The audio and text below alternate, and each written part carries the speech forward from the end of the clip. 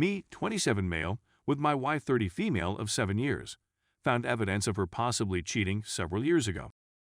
I dug and I wasn't searching for anything, but her Facebook was still open, and I was interested. In June 2011, I had a short interaction with a person over the course of approximately a week. It begins innocently enough, and she even encourages him to contact her if he can keep it polite. I only know fragments of the chat, since I presume the most of it took place through text messaging. But what I do know is that after approximately 5 days of conversing with a person she's never met in real life, she's telling him that she's soaking with a winky face. Then have her boyfriend do something about it. Haha, he responds. She then explains that she was simply giving him what he wanted. This man she'd never met in person and had only spoken with over Facebook. We had gone through an extremely dark phase 2 years previously. Ms. had twins in mid-2009, which led her to have a terrible depression, and we had a lot of ups and downs for a long time. I assumed she was sad, upset with me, or that I wasn't paying enough attention to her at the moment. When I checked our Facebook messages at the same time, it was a pretty fun exchange. We share a house, and still do, at the time, and I could tell she was out of town for the weekend visiting relatives. But our communication includes calling each other pet names, her telling me that she loves me, and a lot of back and forth lols. We seem to be having a fantastic time. She messaged me and said, "You scream, I scream. We all scream for ice cream." I compared the 2 time periods, and she's having this chat with me, this wonderful personal and loving talk with me, while telling another man that she's soaking. It totally breaks my heart. It's 4:30 a.m., and I've been up all night, going through all of this, and it's evident that she, not him, was pushing the filthy talk. I also discovered another communication from January 2012 with a man she had up with before we were together, in which she tells him that he makes her want to do wicked things since she used to enjoy him so much. Then she had to go to the shower in humiliation since she regrets saying it. I could see she was hesitant to say it because of the buildup, so I'm not sure why she did. We had a great 3-year-old daughter, acquired a dog, and purchased a home in the 4 years since. I'm at a loss on what to do. On Friday, I have an appointment with a counselor with whom I will discuss this. I don't think I'll be able to wait till Friday. We'd be there right now if our kid wasn't in the picture. This stinks since we were only hours before curl up on the sofa beneath the covers, and I was holding her in my arms for 4 to 5 minutes. We just spoke and had a wonderful and private discussion. I don't even know who sent those texts to those other males. I don't have proof that she cheated since both of the other men were in relationships at the time and ended it quickly. But that makes me question how many other times someone else went along with it that I'm not aware of. I can't even think clearly. Yesterday began in a worst manner. I only got 3 hours of sleep, if that, and couldn't eat anything all day. As of Monday night's supper, I still hadn't eaten. I brought my kid to the paternity testing clinic yesterday. When picking her up from school, wife was at the doctor. I planned the dates, and she informed the second person she wanted to do wicked things with him 9 months and 3 days before my daughter was born. My kid is a carbon copy of me, so I'm not too concerned. I went to our other home when I got off work at 5 o'clock. I had to apologize to my supervisor for being down the whole day. We are in the midst of moving into a new home, and not all of our belongings have yet been removed from the previous one. Our mementos are still at the previous home. What she had given me from the time period of the chats. It hurt. A lot. I stuffed them in my trunk. I had planned to wait until Friday after speaking with my counselor, but I simply couldn't. She could sense something was wrong the moment I came in. I also grabbed a beer after work to try and make the night easier. I couldn't keep up the act. I didn't want to talk to her or even look at her, and she could tell. When she inquired what was bothering me so much, I just assured her we'd discuss after our kid went to bed.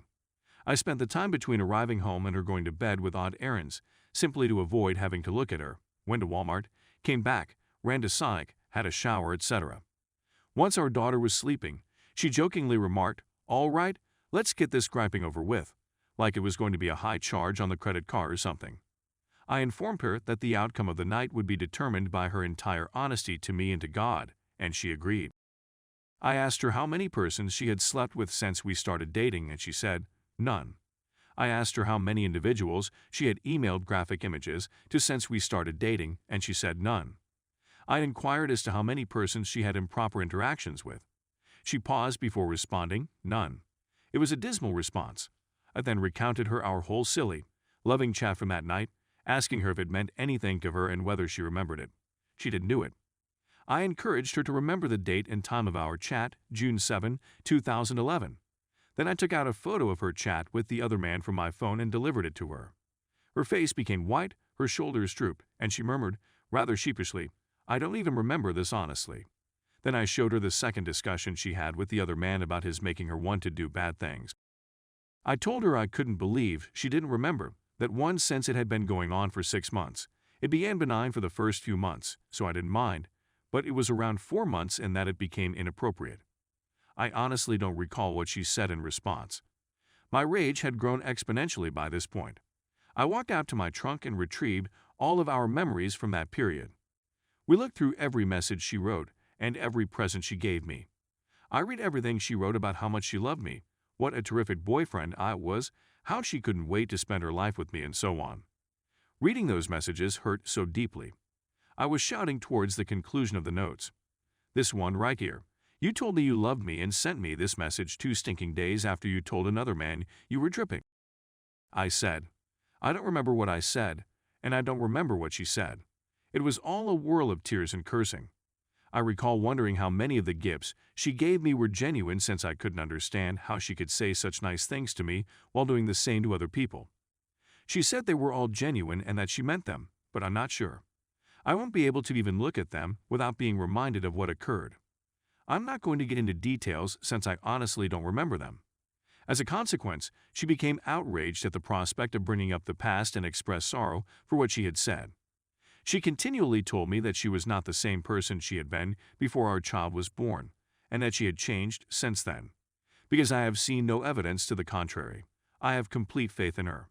Our daughter was instrumental in bringing her out of despair and transforming her into a cheerful person, and I really believe that these messages were the consequence of a tough era in our life. She could bring it up, explaining that she was merely looking for someone to talk to, someone to take her mind off things.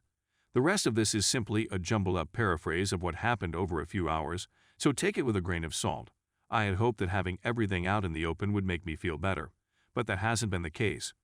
Her yelling, tears, and whatever consolation she had didn't assist her any more than anything else. It's still hurting as badly as it was before, and I'm having trouble sleeping. Honestly, I don't think I've ever had a cut this deep in my life before. She indicated that she would go if that was what I want. I'm not sure what I want at this point. I want our happiness back, and I want her to apologize for sending those messages in the first place. Having a half-hearted desire to kick her out, the other half wants her to stay just so that I may see my child on a daily basis. I think I'll make an effort to resolve the situation with my counselor on Friday. I wish this hadn't happened, and I wish she'd said something to me instead of the other guys instead of them. I'm not sure where to go from here. The love is gone, the trust is gone, and the first 2-3 years of our relationship are now tainted because I'll never know what she said to other people that I wasn't privy to. I'm not sure where to go from here. The love is gone, the trust is gone, and the first 2-3 years of our relationship are now tainted. I don't even want to think about the first few years we had lived together in the same house. I guess I'll simply go with the flow of each day and see where it leads me from here. After our daughter was born, even the tiniest suggestion of indiscretion would have been enough to bring our relationship to a grinding halt. But given how long ago that occurred and the lack of evidence that followed those communications, and believe me, I searched everywhere, I just don't know. I'm not interested in destroying my whole life, but I don't want to stay in this state for the rest of my life.